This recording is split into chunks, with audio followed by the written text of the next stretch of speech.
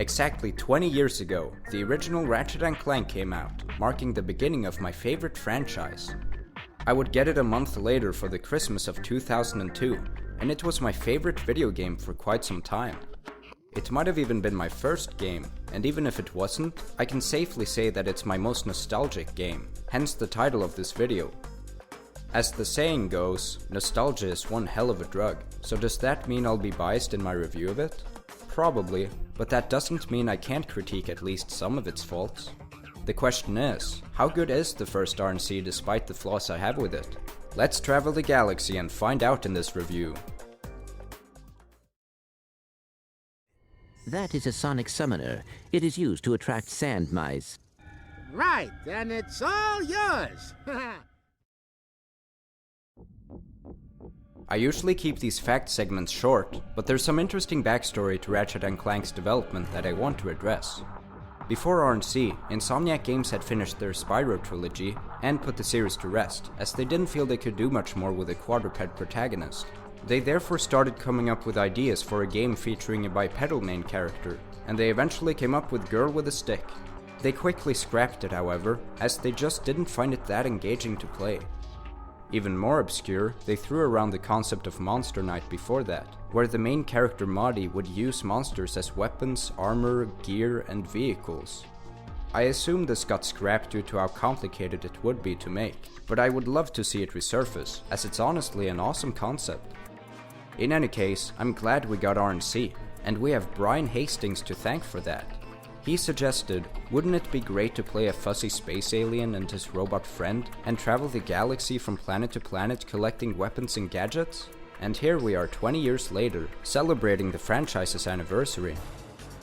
The original R&C was developed by Insomniac Games and released on November 4th, 2002. It was met with positive reception and sold about 3 million units. Although this game originally released on the PlayStation 2, I've recorded footage from the HD remastered version on the PlayStation 3. Fortunately, this is the least flawed of the remasters, but it does still have some noticeable issues, like glitches and lag. Currently, I'm in search of someone who could be of assistance in saving the solar system. Do you know where I might find that fellow?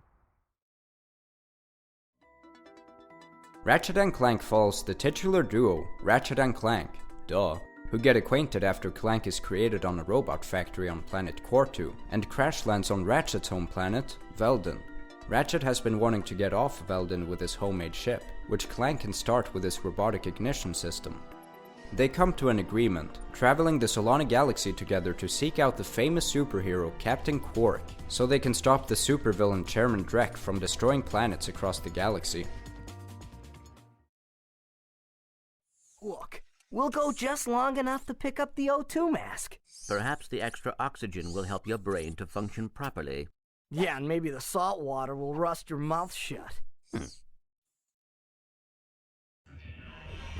Ratchet & Clank has a simple premise, and the story isn't much more complicated, but it is nonetheless written fantastically. There are some interesting twists along the way, particularly that Captain Quark isn't a selfless superhero, but a selfish corporate sellout who will do anything to regain his reputation, even if it means aiding Chairman Drek in his evil scheme. It's a good deconstruction of the flawless superhero, long before that approach became trendy. This twist is foreshadowed, Quark being the big shadowed out figure who Drek commands to take care of it. And his mannerisms when talking to Ratchet & Clank are kinda sus. The twist isn't completely obvious, however, so it can be surprising to newcomers. A less surprising twist is that Chairman Drek is creating an ultimate planet out of other planets not to save his species, the Blarg, but rather to earn cash, and lots of it. But it's a cool reveal nevertheless, and goes to show that not all villains need sympathetic goals to be effective. His motivation also feeds into the game's emphasis on themes of capitalism and consumerism. Pretty much all the characters you meet want something in return, whether that be the game's currency, bolts, or assistance. This game is often criticized for having paywalls, and while they can be annoying, I don't think they're steep enough to be a problem for me, and I like what they add to the game's themes. It proves that the R&C universe is reliant on money, so that many characters thus crave bolts to look out for themselves. There's some social commentary to be had, the plumber claiming he can't get off Novalis due to socioeconomic disparity, and this guy joining the military to afford college, not realizing he'd end up in a war. Ratchet himself needs bolts to pay for weapons, gadgets, and infobots, making the economy a vital part of the game. There are also a bunch of commercials, really funny ones at that, like this Hologuise ad featuring a high-pitched voice. Afraid to go out at night? Afraid to go out during the day? Just plain afraid? Then you need this! And this slightly misleading ad for a beach resort. The benign marine life will welcome you to the big blue world under the sea. You can also use our complimentary flippers to partake in speed swimming. So come to Joe I Resort and leave your world and your troubles behind. The game is really funny in general, not as funny as its next two sequels, but I would call it more subtle. Although the characters you meet are greedy, they're also quite endearing, packing distinct personalities. The two of you make me sick! It helps that the cutscenes they're in are so quick and snappy, having no dull moments.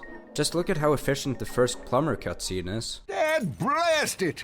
Look, plumber's crack. What did you just say? I said, look, the plumber's back. All right, wise guy. Shouldn't you be on one of them escape transports? Escape transports? Newsflash, giant robots attacking! The escape transports are taking all the rich folks off this god-darn planet. So why aren't you on one? Socioeconomic disparity. What? He hasn't got enough bolts. Working people have to wait for Captain Quark to save us. Well, got anything worth a lot of bolts? I got this thing. Shows two weirdos ditching their ship. It's got coordinates to a desert planet, too. An infobot. Ratchet, we could use that. It tells you all you need to know in less than a minute, has memorable lines and deliveries, and fantastic animations. Most of the cutscenes in the game are like this, making them so iconic that I tend to quote them. Geronimo! Did he just slide down a sewer pipe? You're quite handy with your wrench. From the inside, you thought! You thought! That was like a war cry. What a cheap old man he was. Like me. Well, shoot my dog and call me Sally. You wouldn't. Try me. In terms of companion games, R&C differs in that there's plenty of strife between the main duo. It's an aspect I really like, as it makes so much sense for an origin story of two characters who meet for the first time, and makes for some interesting conflict and development. Ratchet and Clank don't become friends overnight, unlike in a certain reimagining. They start working together for mutual gain, wanting to achieve goals that requires cooperation, and that's how they stick together for most of the adventure. Although they act friendly towards each other at the start, they're not always on the same page, and they're clearly in the process of getting to know each other, having some awkward interactions. It's not until they're betrayed by Captain Quark that Ratchet starts holding a massive grudge against Clank. This story decision has been a major point of contention with the original R&C, so major in fact that Insomniac turned Ratchet friendlier in later installments. I get the criticism, as Ratchet's reaction does seem a bit exaggerated, but I find the criticisms exaggerated as well. He definitely has reason to be upset, and although being fooled by Quark is as much his fault as it is Clank's, it's natural for people to project blame onto the closest person, especially if they were involved. Could Ratchet's anger have been toned down? Yes, but I don't think it takes away from the writing. I'd rather keep this flawed Ratchet than replace him with a boring goody two-shoes. It makes his late game development very satisfying, realizing that stopping a planet-destroying villain is far more important than scolding a partner. The very last scene is a particularly satisfying moment in their dynamic. Clank thinking he'll be abandoned, but Ratchet sticking with him, this time not as acquaintances who only work together for mutual gain, but as friends. I suppose in that regard, this relationship eventually breaks free from the Solana Galaxy's greedy nature of self-interest. Another highlight in their development is after they defeat Quark. Ratchet and Clank finally reconcile, and on the very next planet they visit, Clank is sapped, which causes Ratchet great concern. Ultanis isn't safe for Clank to traverse, meaning you have to play as Ratchet by himself. All of a sudden, the benefits that come with Clank are stripped away, which you've been getting used to for so long by now, making Ultanis noticeably tougher than previous levels. It goes to show that we the players, along with Ratchet, had been taking Clank for granted. Well, never again. and Clank is soon involved in one of the most heartfelt scenes in the entire series, where he reunites with his mother. Clank's mom can't even speak vocally, yet her conversation with Clank is packed with so much emotion, especially the way it ends. I will try to make you proud, Mom.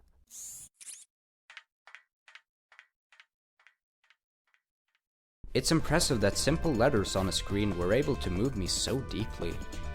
I love that the main duo's home planets are established early on and later revisited. Same goes for the main villain's home planet. And you even get to visit Gadgetron, the company you've been getting weapons and gadgets from. It's awesome that you get to meet the help desk girl there, who has been narrating the tutorial messages.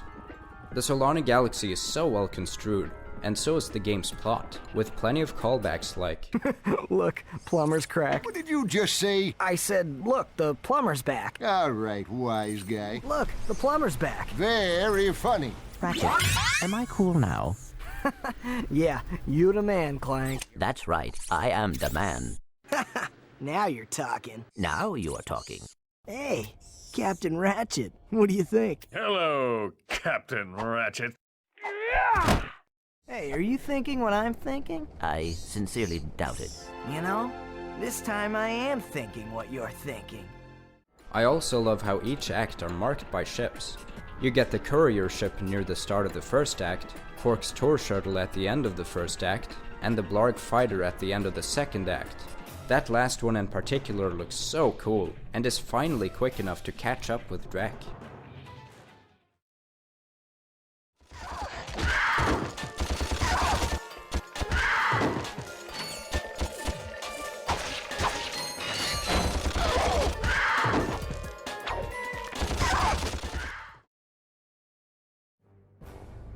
Considering the amount of tweaks done to the gameplay throughout the series, it's no surprise that the gameplay is what gets criticized the most about the original Ratchet & Clank. Although it's also the aspect I have the most criticisms for, I still think the gameplay is pretty good, especially if we ignore the sequels, which is appropriate given that they didn't exist when this game released. As the first game in the franchise, it laid a solid foundation and provided many creative ideas. Combining a 3D platformer with shooter elements was a brilliant idea, making R&C stand out among other platformers and shooters. The game has a nice selection of weapons with varied utility. Ratchet's Omni-Wrench is good for close combat, the Devastator is good for ranged, and the Parositor is an effective crowd clearer. The Glove of Doom is good for when your health is low or you need to kill several enemies, and same can be applied to the Visibomb gun, which has the furthest reach and probably the biggest damage output per shot. The strongest weapon, however, is undeniably the Rhino, otherwise known as Rip ya a new one. What did you just say to me? R-Y-N-O. Rip ya a new one. This baby packs 50 × 9 rockets, and a single rocket kills any enemy aside from bosses. It kills bosses quickly too, even the final boss doesn't stand a chance against it.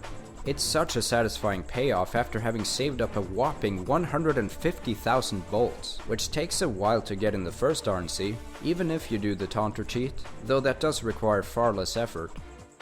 My favorite non-Rhino weapon in this game is the Tesla Claw, which is similar to the Parositor, but is so much better and satisfying to use. I just love sapping foes.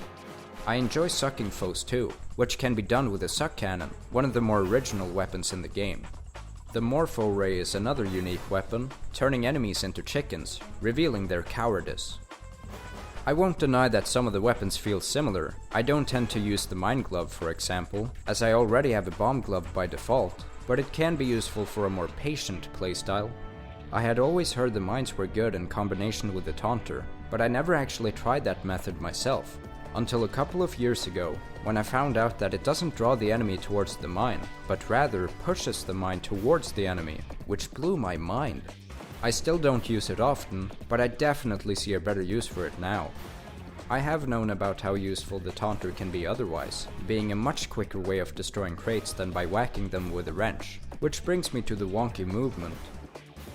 If there's any word to describe the movement in the first R&C compared to the rest, it's slow. Ratchet doesn't walk very fast and he turns rather slowly, especially the camera, even with the fast camera speed option.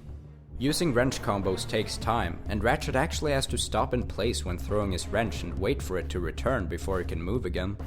Ratchet is also a slow swimmer, which can be a problem without the O2 mask or when there's a timer involved. Clank is also pretty slow, even as Giant Clank, which is a cool mode, but it could be more exciting.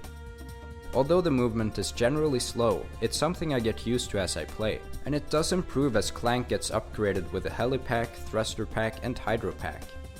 I also get used to the gunplay being wonky, but it's unfortunately a bigger problem. Another very common criticism against the original R&C is that it doesn't have a strafe function, at least not a good one. The one that does exist is enabled with the Thruster Pack, but following the movement theme, it's so slow to move sideways that you'll probably get hit anyway, and you can't jump in that mode. A lack of good strafing wouldn't be so bad if the auto aim was better, but it really isn't. Of course, you don't need it for all the weapons, but the blaster in particular suffers from a bad auto aim, which is only somewhat alleviated if you have the ricocheting gold upgrade. Some argue that these handicaps makes the original R&C more strategic than later installments, and while that is true in some respects, I can't ignore that it's due to flawed game design. Despite these problems, the game is still very much playable and offers a lot of fun mechanics. In addition to a good roster of weapons, Ratchet & Clank pack a good selection of gadgets. There are the aforementioned packs that Clank can wear that all allow for faster traversal and to access places you couldn't before. The Hydro Pack makes Ratchet swim so much quicker, and it leads to some of the best underwater sections in gaming, which is hard to achieve in 3D games, so major kudos to Insomniac for pulling it off. The Helipack and Thruster Pack are quite similar to each other, but I definitely prefer the latter, as it allows for even faster, not to mention cooler, movement, especially the barrel rolls you can chain together. This first version of the Thruster Pack actually has the most abilities, being able to ground pound buttons, crates and enemies, long jumping mid-air, and hovering, which can facilitate strafing, but the better use for it is to scale magnet ramps quicker. Walking on magnet ramps with the Magna Boots is one of the slowest forms of movement in the game, and it sucks that you can't use weapons on them, leaving you open to attacks, but I do find Ratchet's struggle to jump quite amusing. The grind boots are fortunately faster boots that contribute to fun grind rail sections, and these are honestly some of the best in the whole series. The Kalibo 3 one is especially exhilarating, and getting the no-hit skill point is a good challenge. The handheld gadgets are pretty neat as well. The iconic swing shot is one of the better grappling hooks in gaming, and there are some thrilling swing shot sections in this game, particularly the bonus one on Planet Altanis. The Trespasser is still among the best hacking gadgets in the whole franchise. It's so simple, yet effective, and offers some challenge as the game progresses. The Hologuise is a cool concept, but again, the problem of slowness returns, and you can't jump with this enabled either. Still, it does lead to some tense stealth sections that can be greatly punishing. A very interesting gadget is the PDA, short for Personal Display of Affection. No, Personal Delivery Assistant. Oh right, sorry, Steve. On the one hand, this device lets you buy ammo, and see the cool green shopkeeper dude anywhere at any time. That's a real beauty. On the other, the price is multiplied, which is kind of a deal breaker, but it might be necessary in a pinch. Fortunately, the metal detector exists to help you gain more bolts, and the Persuader hypnotizes the shopkeeper to give some much needed discounts. You will find Raritanium for me. No, I will not. Love this reference. There's also this code bot, which seemingly only opens a door to a gold bolt and some crates, but it also gives you 15,000 bolts for some reason. I'm not complaining, but it is odd. As for maxi games, there's hoverboarding, turret sections, dogfighting, and Giant Clank. Although hoverboarding controls are quite slippery, I enjoy racing a lot. The two courses are so much fun and it feels great to perform sick tricks and get boosts. Turret sections are surprisingly well designed for an old platformer, making them fun to play, even though they are a bit long. Dogfighting is fun too, though I wish the jet could barrel roll and U-turn, as it's a bit tedious to dodge and turn around. As I said earlier, Giant Clank moves slowly, especially when jumping, but it's still epic to destroy big machines and demolish tiny enemies. That's all there really is to say about the Maxi games. It was Going Commando that really invested into those. The original R&C makes up for this with its levels that are so memorable and competently designed. Even though R&C is best known for its crazy gunplay, it also has platforming elements, and there are some fun platforming challenges here. The section that sticks out the most in that regard is the obstacle course on Metropolis, which is nothing but platforming. It's so satisfying to scale towers quickly without falling down. It's cool that this is just one path in a longer level. Most levels have multiple paths, and they can be done in any order, regardless of importance. This gives you much freedom to tackle levels however you want to without being punished for it. Doing an important story mission before the optional stuff doesn't force you into another level. Some of the paths that seem inconsequential can be important, like finding a gadget that you'll need later. It's possible to unlock multiple levels from some levels, like Metropolis and Iridia on Novalis. Tackling Metropolis first makes for a smoother run, as you get whatever you need to finish Iridia, and also unlock the level Eudora, but it's completely fine to do Iridia first, then Metropolis. Although Eudora can be unlocked before Iridia, it can only be completed with a gadget you get on Iridia, but it still offers an alternative path that anyone can finish. There's thus some rather intricate Metroidvania designs in this game, which I appreciate quite a lot. Another cool example of Metroidvania design is that Ratchet is able to traverse Clank-only sections after getting the O2 mask, expanding Orxon considerably and allowing you to fetch that gold bolt on Nebula G34. I love how this mask renders you immune to gas attacks on Blackwater City. Now that's attention to detail. Another piece of great design in levels is that most of the paths circle back to the starting area, providing a smooth progression. Not all the levels feature multiple paths, some only have one, but they tend to extend the path to match other levels' lengths, focus on the main story, and end with a boss fight. Examples of these are Umbris, Gemlik Base, and of course, Revisiting Veldon, that are all great despite how linear they are. On the topic of boss battles, this game doesn't have the best, but they're pretty decent overall.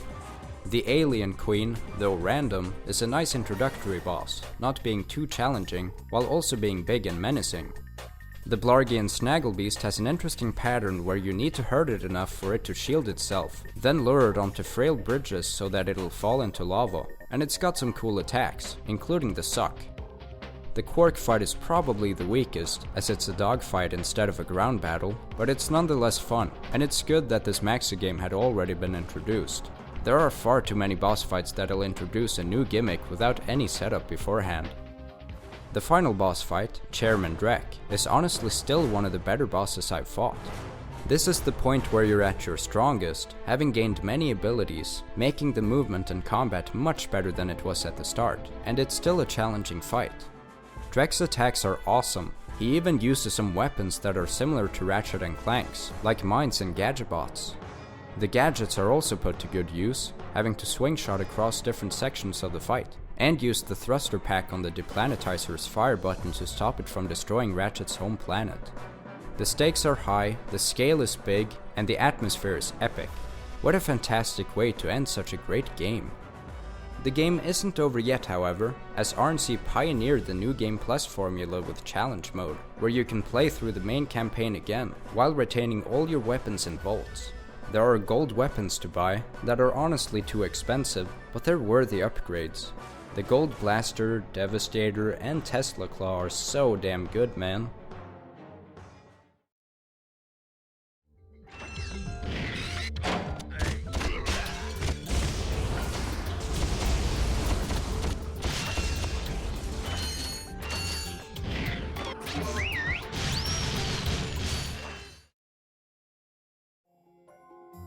It's pretty clear to me that the strongest aspect of the first Ratchet & Clank is its atmosphere, which might still be the best out of all the entries, having such a fantastic blend of detailed visuals and immersive compositions. For as bombastic as the game is, the title screen sets a relaxing mood, showing Ratchet working on his homemade ship the night before the story begins, with crickets singing in the background. Every level opens with grandiose panoramas, showing the scale of the worlds and direction to head in. Some of my favorite opening shots include Veldon, Iridia, Eudora, Nebula G34, Blackwater City, Umbris, Gemlik Base, Kalibo 3, and Velden again. The different environments throughout the game are filled with subtle details and meticulous lighting that makes each world feel alive. Some levels actually have plant physics, not very convincing by today's standards, but impressive for 2002. There's a lot happening on the screen, several levels being populated with countless ships, and combat leading to explosive action, making the visuals so dynamic. Simple perspective changes add to the immersion as well, particularly when switching from Ratchet to Clank. With a smaller stature and lower camera angle, everything suddenly becomes so big, including the small enemies, adding an element of horror. I like how you can see other planets you visit in some of these levels. It really makes the Solana Galaxy feel interconnected. Something I love about the original R&C's aesthetics is that despite how futuristic and technologically advanced the Solana Galaxy is, much of it looks mechanical. Weapons vendors open up like a jack-in-the-box, and the weapons themselves look like they've been kit-bashed together with various parts of scrap metal and screws.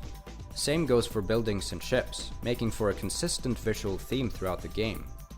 Each level still feels different, offering varied color palettes and unique designs, like this huge skeletal ship on planet Velden, which yields several possible interpretations. Plenty of levels have distinct themes with enemies designed around them, like the forest planet Eudora, that fittingly has axe bots cutting down trees, and the war-themed planet Batalia unsurprisingly has tanks in it. Planet Iridia contains construction bots working in an industrial area, along with sand sharks in the surrounding desert. Fun fact, the former enemy type is used as ammunition for this giant cannon to save resources, which is an awesome detail that you probably wouldn't notice without being told about it. Furthermore, the sewer-level Blackwater City has germ monsters that are being handled by the city's germ patrol, and I like that the enemies in that city not only attack you, but each other as well.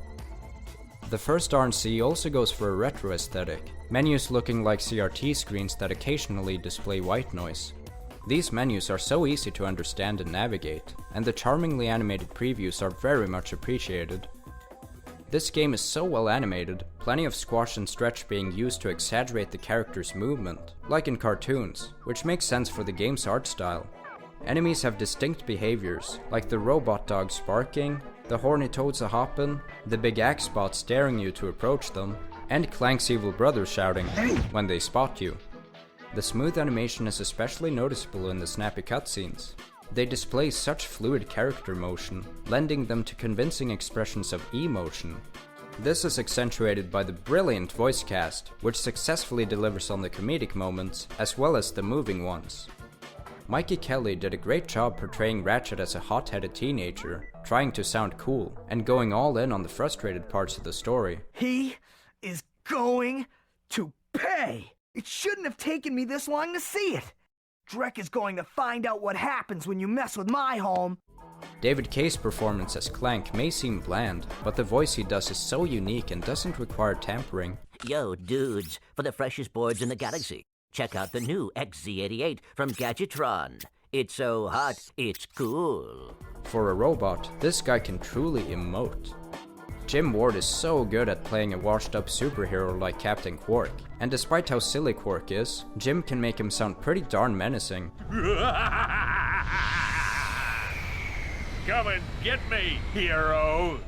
I love his commercials and infomercials as well. Can you quickly conquer Quark's killer cannonade of confounded contraptions? Can you quickly Oh! Quark is me recording my scripts. Kevin Michael Richardson absolutely slays as Chairman Drek, giving him such a big presence despite his tiny stature. Then the next time I send you to do a job, I want results! Now get out of my sight!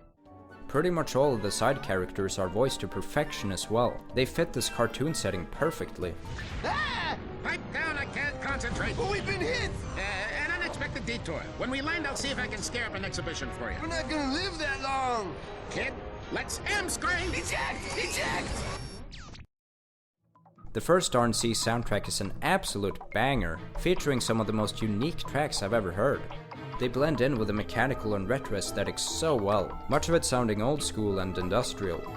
It makes sense, given how much David Brachot samples, which he mixes together to form layered compositions. There are many upbeat, funky tracks that makes me want to dance, like Novalis,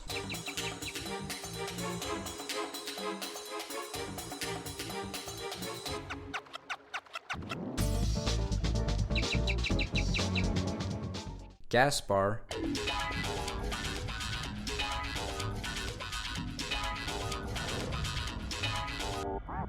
and quartu.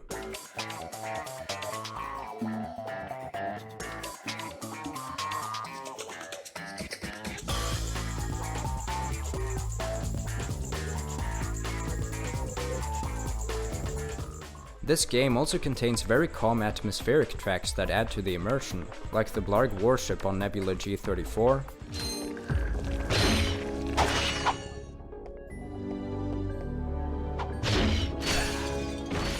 Orxon,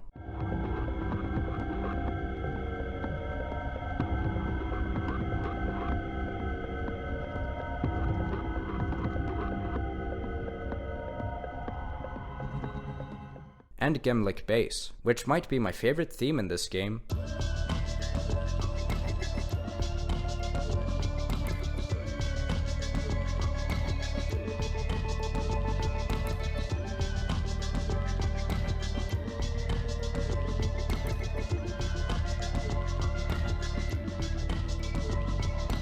Some tracks even manage to strike a perfect balance between these two categories of calm and upbeat, like Iridia,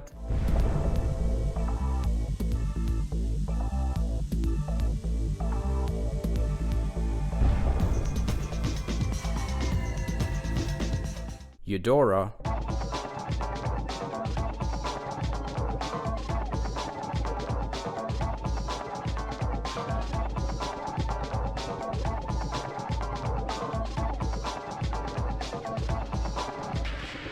and Pokitaru.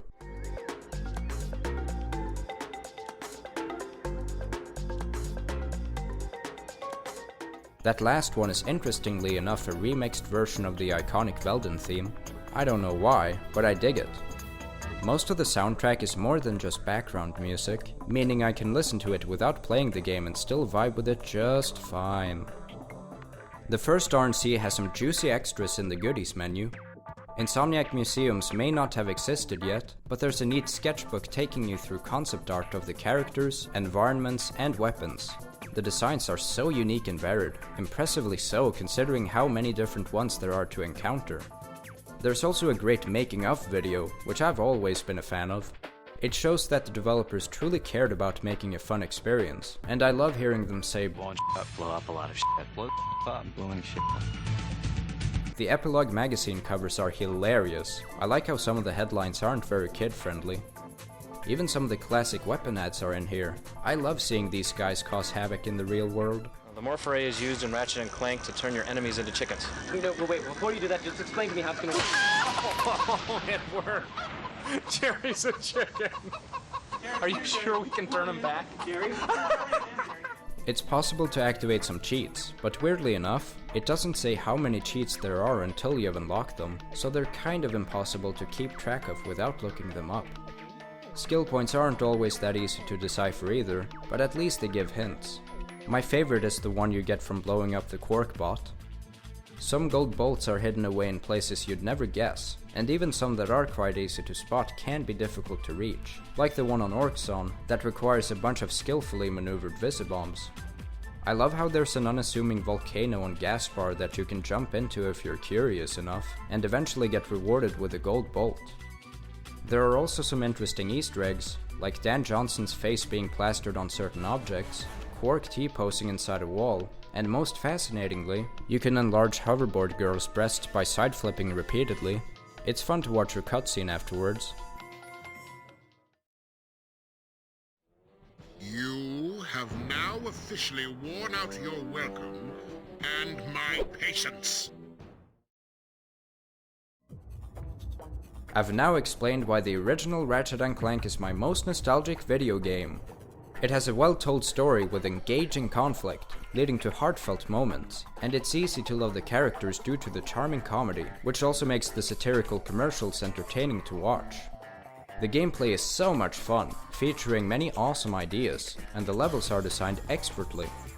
The visuals are detailed and varied, the voice acting is top-notch, and the music is out of this world. In terms of negatives, I have a few nitpicks with the writing and presentation, but the true flaws come from the gameplay. For as fun as it is, it has glaring movement and combat issues that persist for most of the game, which unfortunately decreases the score dramatically.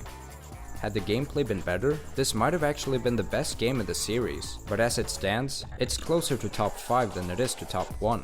That's not bad at all though, and I'd say Ratchet & Clank deserves the impressive rating of 8.75 out of 10. What do you say, Steve? You said it, pal! It's Quarktastic!